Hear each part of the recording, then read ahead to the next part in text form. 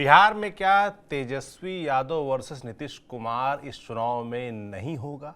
क्या तेजस्वी यादव अपनी जो पार्टी है और अपना जो गठबंधन है उसकी तरफ से नेता होंगे कि नहीं होंगे, सीएम फेस होंगे कि नहीं होंगे? नीतीश कुमार पर क्या दांव लगाएगी बीजेपी और एनडीए? और क्या सम्राट चौधरी नया चेहरा हो सकते हैं सीएम फेस के तौर पर? इन सब विषयों पर बात करेंगे। साथ ही चिराग पासवान और चाचा जो पशुपति पारस हैं उनके बीच अगर टक्कर होगी तो कौन भारी पड़ेगा? क्या चाचा टक्कर दे पाएंगे? इन विषयों पर बात करेंगे। नमस्कार, मेरा नाम सौरभ त्रिपाठी और आप देख रहे हैं हमारा खास शो राग बिहारी, जिसमें हम बिहार की राजनीतिक चर्चाएं आपको बताते हैं। और रोज की तरह हमारे साथ मौजूद हमारे वरिष्ठ साथी पंकज जी। पंकज जी, बहुत स्वागत है आपका। तो नीतीश कुमार और तेजस्वी यादव, ये दो चेहरे नजर आते हैं मुख्य तौर पर जब चुनाव के लिए देखा जाए, सीएम फेस के तौर पर, लीडर के तौर पर। मगर काफी कुछ पक रहा है बिहार में अभी। राहुल गांधी और तेजस्वी यादव मिले हैं, इसको लेकर कयास लगाए जा रहे हैं क्या सीएम फेस को लेकर बात बनी कि नहीं बनी। नीतीश कुमार को लेकर लंबे समय से बहस चली आ रही है कि उनके स्वास्थ्य को लेकर तमाम जो आरोप विपक्ष की तरफ से लगाए जाते हैं, ऐसे में क्या वो चेहरा होंगे कि नहीं होंगे? उनके बेटे तक ये बात कह चुके हैं भाई कि उनको सीएम फेस घोषित करो साफ तौर पर। तो बहुत सारी बातें हैं जो लगातार चल रही हैं। ऐसे में ये कह पाना कितना सही है कि आने वाले चुनाव में नीतीश कुमार वर्सेस तेजस्वी यादव होगा या नहीं होगा? देखिए, इसको लेकर के संशय तो बरकरार है। कहानियां दोनों तरफ से बड़ी दिलचस्प होती जा रही हैं। अब आज देखिए, तेजस्वी यादव दिल्ली आते हैं और दिल्ली आते हैं तो फिर मल्लिकार्जुन खड़गे से मिलते हैं। राहुल गांधी को अहमदाबाद जाना था, ये बात आप जान लीजिए, लेकिन राहुल गांधी अहमदाबाद जाने में विलंब कर देते हैं। 3 बजे उनको, आज दोपहर 3 बजे उनको अहमदाबाद में होना था, लेकिन वो प्रोग्राम पोस्टपोन कर देते हैं और तेजस्वी यादव से मिलते हैं। तो ऐसा तो है नहीं कि कांग्रेस तेजस्वी यादव को महत्व नहीं दे रही है या सीरियसली नहीं ले रही है, ऐसी बात तो है नहीं। लेकिन मामला कहीं पर फंसा हुआ, और वो मामला कहां पर फंस रहा है वो हम अपने दर्शकों को 3 बजे बताएंगे कि दरअसल क्या मामला फंस रहा है। पर इतनी बात तो तय नजर आ रही है कि सीएम को लेकर के अभी बात बनी नहीं है कि सीएम का उम्मीदवार कौन होगा। राजेश राम बाहर आते कहते हैं 5 मुद्दे हैं, अलग अलग तिथि पर बातचीत होगी और उसके बाद हम बता पाएंगे आपको विस्तार से कि क्या है। और जब तेजस्वी यादव से पूछा गया तो उन्होंने कहा, अरे आपको सीएम उम्मीदवार की बड़ी चिंता है, हम लोग मिल बैठ करके बात कर लेंगे। मतलब एक बात साफ है कि आज की मीटिंग पर इस पर कोई कंसेंसस नहीं हुआ, कोई तरह की बात कोई तरह के निष्कर्ष पर नहीं पहुंचा जा सका। तो यह समझ लीजिए कि कांग्रेस के तरफ से दबाव क्या है। देखिए, मेरी जो जानकारी है, कांग्रेस को माफ करिएगा, तेजस्वी यादव को एक्सेप्ट करने की कोई दिक्कत नहीं है, पर कांग्रेस उसके एवज में कुछ चाहती है और कांग्रेस उसके एवज में रेस्पेक्टेबल भूमिका चाहती है, अपने कुछ नेताओं को अकोमोडेट कराना चाहती है, जिसको लेकर के तेजस्वी यादव और लालू प्रसाद में परहेज है। तो इन तमाम बातों के चलते आज बात पूरे तरीके से हो नहीं पाई है। पर यह बात आप जान लीजिए कि अभी तक तो संशय बरकरार है ना कि तेजस्वी होंगे कि नहीं होंगे, और यही कमोबेश स्थिति एनडीए में भी है। देखिए, नायब सैनी पहुंचे और उन्होंने कह दिया कि हमारा विजय जुलूस फहरते रहना चाहिए, सम्राट चौधरी के नेतृत्व में हम विजयी होंगे, इसमें कोई दिक्कत नहीं है। और उसके बाद से बातें बहुत ज़्यादा इधर उधर होने लगी, वो कही जाने लगी। नीतीश कुमार से कल मिलने विजय चौधरी पहुंचे, जेडीयू को बातें बुरी भी लगी, पर जेडीयू क्लैरिफाई करने बाहर आया, जेडीयू के प्रवक्ताओं ने इस बात का जवाब दिया। तो अब इस बात को लेकर के संशय तो बना हुआ ना कि क्या नीतीश बनाम तेजस्वी होगा भी नहीं होगा। दोनों दल में नीतीश और तेजस्वी को लेकर के पिक्चर बहुत साफ नहीं है। ऐसे कहने को कहते हैं हाँ यही होगा, लेकिन 1 ना 2 दिन बाद कोई ना कोई नेता इस तरह का बयान दे देता है जिसके बाद लगता है कि जरूर पर्दे के पीछे कुछ चल रहा है। कुछ दिन पहले आपको याद होगा, अश्विनी चौबे ने कह दिया कि उप प्रधानमंत्री इनको बनाया जा सकता है, दिल्ली जा सकते हैं। तो समझ लीजिए कि इस तरह की बातें जब आती हैं तो निश्चित तौर पर कई तरह का संशय, मन में शंका पैदा होती हैं। वैसे सम्राट चौधरी ने खुद क्लियर किया, पार्टी के अध्यक्ष दिलीप जायसवाल ने क्लैरिफाई किया, लेकिन सवाल ये उठता है कि क्या क्लैरिफिकेशन का मतलब क्या है और बार बार कंट्रोवर्सी का मतलब क्या है? क्या इस पर कहीं कोई शक है?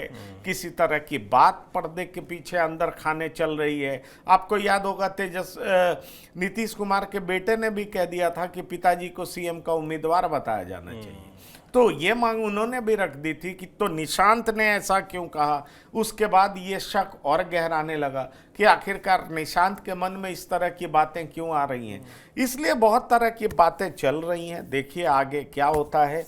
महागठबंधन में भी बहुत उठापटक है। नीतीश कुमार के स्वास्थ्य को लेकर के एनडीए में भी बहुत सारी चिंताएं हैं।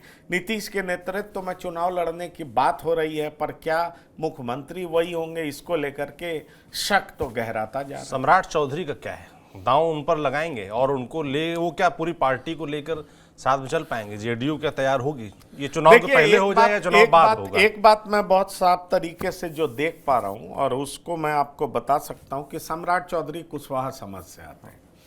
तो जो बीजेपी का ये दाव है कि कोयरी और कुर्मी, तो कोयरी मतलब कुशवाहा। नीतीश कुमार अभी तक सीएम थे। अगर नीतीश सीएम नहीं होंगे तो मुझे दिखाई पड़ रहा है कि सम्राट चौधरी ही सीएम होंगे। ये ऐसा मुझे दिखाई पड़ रहा है। इसकी बड़ी वजह यह कि सम्राट चौधरी भी ओबीसी से आते हैं। बीजेपी चाहेगी कि कुशवाहा उसका कोर वोटर बने और इसलिए सम्राट चौधरी को नेतृत्व दिया गया है। जिस तरीके से सम्राट चौधरी अभी बीजेपी के नेता तो वही हैं, उपनेता सदन में वही हैं, तो इसका मतलब बहुत साफ है कि बीजेपी की नज़र उन पे है।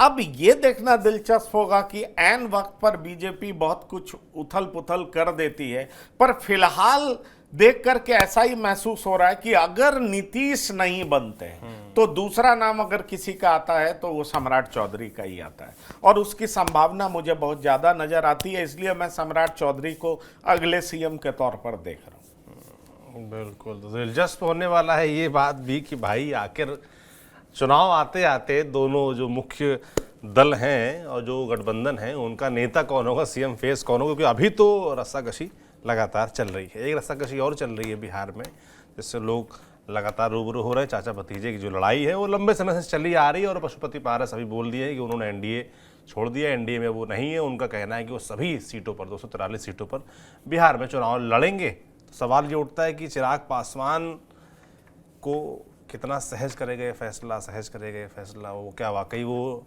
किसी का नुकसान कर पाएंगे? देखिए, चिराग पासवान ने तो इनको पटकनी लोकसभा चुनाव में ही दे दिया था जब एलजेपी-आर के असली बारिश एनडीए के द्वारा वही एक्नॉलेज किए गए। बिल्कुल। तो सवाल ये उठता है कि उनके 5 एमपी चुनाव मैदान में उतरे, 5 जीत गए, तो स्ट्राइक रेट भी उनका बहुत बढ़िया माना जा रहा है।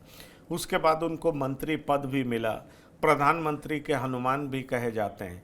तो एक तरीके से दिवंगत नेता रामविलास पासवान के विरासत पर अगर आप नज़र डालें तो ऐसा दिखाई पड़ता है कि चिराग पासवान ने उनके विरासत को पूरे तरीके से संभाल लिया। पर अब सवाल ये उठता है कि दरअसल चिराग पासवान के विरोध में पशुपति पारस खुलकर के मैदान में आ गए।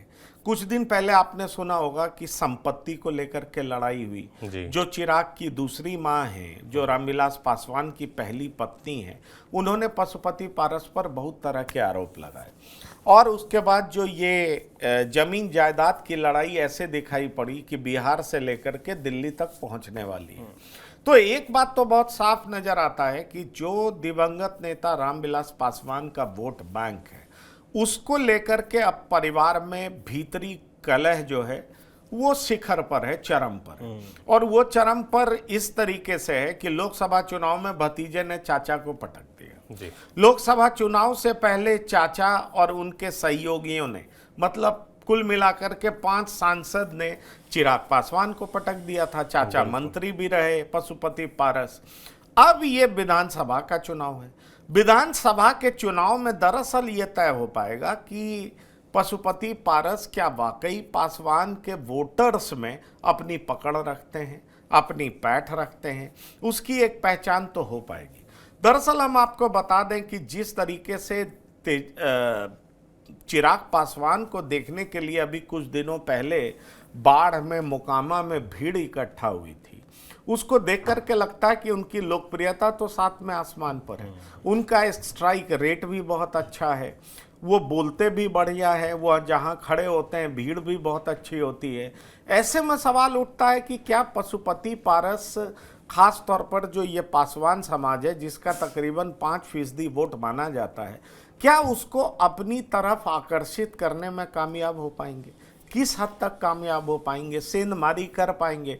क्योंकि अगर आप बीजेपी की बात करें, एनडीए में तमाम घटक दल ये मानता है कि पासवान समाज पर पूरे तरीके से पकड़ चिराग पासवान का है। तो चिराग पासवान के सामने लालू प्रसाद यादव पशुपति पारस को भी सामने खड़ा कर रहे हैं। ये आप देखिए, प्रिंस पासवान जो कि रामचंद्र पासवान के बेटे हैं, वो भी पशुपति पारस के साथ होंगे। सूरजभान सिंह जो इस गठबंधन के, मतलब इस पार्टी के बैकबोन माने जा रहे हैं, क्योंकि फाइनेंशियल हेल्प वो करेंगे, हर तरह की मदद वो पहुंचाएंगे, लॉजिस्टिक्स वो सपोर्ट करेंगे, रिसोर्सेज वो देंगे। तो वो किस तरीके से वोट को अपनी तरफ साध पाएंगे, ये बड़ा इंपॉर्टेंट है, क्योंकि इसमें सूरजभान सिंह की भूमिका भी बड़ी इंपॉर्टेंट मानी जा रही है। जो सूरजभान सिंह अपने भाषण में कल कहते हैं कि वो दिवंगत नेता रामविलास पासवान को भगवान की तरह देखते थे, मानते थे, उनका भरोसा था, विश्वास था।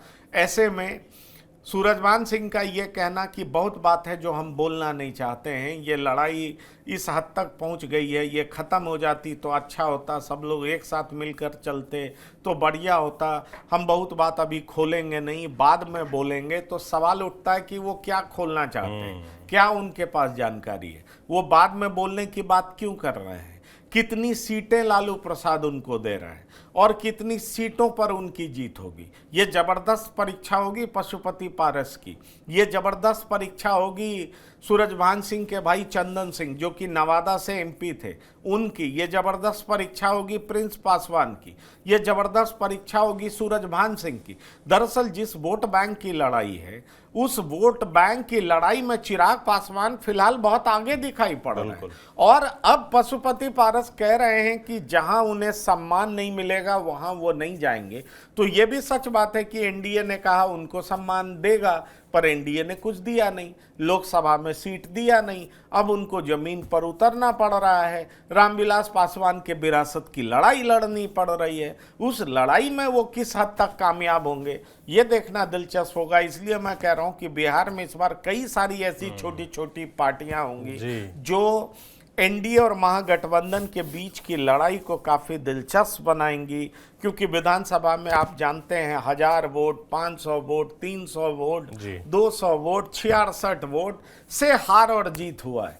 आप जान करके हैरान हो जाएंगे कि पिछली बार तेजस्वी यादव महज 12,000 वोट कम पाने की वजह से मुख्यमंत्री नहीं बन पाए। तो ये आप समझ लीजिए कितनी बड़ी बात है। इसलिए मैं आपको कह रहा हूं कि इस बार की लड़ाई बहुत दिलचस्प होगी। पशुपति पारस किस हद तक चिराग पासवान को नुकसान पहुंचाएंगे, ये देखना दिलचस्प होगा। जैसे कि उन्होंने कह दिया कि 243 सीटों पर लड़ेंगे, आप कह रहे हैं कि लालू यादव उनको कितनी सीटें देंगे, ये देखने वाला होगा। बात चल रही है अंदर खाने। देखिए, कहा जा रहा है कि 17 तारीख को जब महागठबंधन के जितने घटक दल हैं सभी लोग बैठेंगे, उसमें अगर पशुपति पारस को बुलाया जाता है तो ये मान लिया जाएगा कि महागठबंधन की तरफ से उनको एक घटक दल के तौर पर देखा जा रहा है। अब घटक दल के तौर पर देखा जा रहा है तो वो भी अपनी बात रखेंगे, अपनी बात करेंगे। 243 सीट पर लड़ने की बात करना, देखिए बोलने में तो कुछ जाता नहीं है, और पॉलिटिशियंस अक्सर चुनाव से पहले इस तरह की बात करते हैं।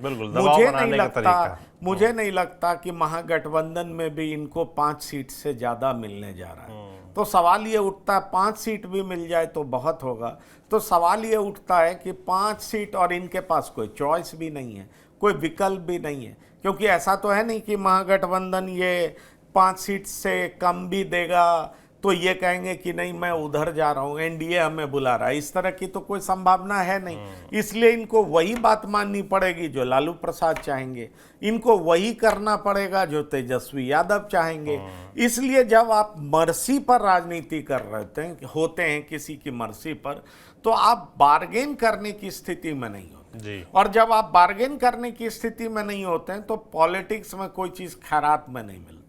पॉलिटिक्स में आपको मौका देखना पड़ता है, अपॉर्चुनिटी देखना पड़ता है, अपनी परिस्थितियों का आकलन सही तरीके से करना पड़ता है और अपनी परिस्थितियों का आकलन सही तरीके से करते हुए अगर आप अपनी मांग रखते हैं तो आप सफल होते हैं, आपकी मांगें मानी जाती हैं। और अगर आप अपनी परिस्थितियों का आकलन सही तरीके से नहीं कर पाते हैं और मांग उलूल जुलूल रखते हैं तो आपका घटक दली आपका मजाक उड़ाता है, आपको उस तरह की सीटें नहीं देता। और ख़ास तौर पर तब जब पशुपति पारस के सामने कोई विकल्प नहीं है, लालू प्रसाद ही अंतिम सहारा है। लालू प्रसाद सहारा देंगे और उसमें पशुपति पारस 5 सीट, जो मेरी जानकारी है 5 बहुत बोल रहा हूँ, हो सकता है उससे भी कम हो, तो अगर 5 सीट देते हैं तो उसमें किस तरह का इनका परफॉर्मेंस होता है, जीतते हैं, तो ये देखना बड़ा दिलचस्प होगा। इसलिए मैं आपको कह रहा हूं कि एक घटक दल के तौर पर महागठबंधन में इनको जगह मिला है और इसी में ये सम्मानित महसूस कर रहे होंगे। लालू प्रसाद ने ऐन वक्त पर इनको अपने साथ बुला लिया है क्योंकि राजनीति में बिल्कुल अलग थलग दिखाई पड़ रहे थे। चिराग पासवान ने उनको बिल्कुल अलग थलग करके एक तरीके से उस समय का बदला लिया जब पशुपति पारस चिराग पासवान को छोड़ करके और उसके बाद 5 एमपीज के साथ एनडीए में मिल गए थे और खुद मंत्री बन गए थे। तो इसलिए अब चिराग पासवान को जवाब ये जनता की अदालत में जा कर के देना चाहते हैं।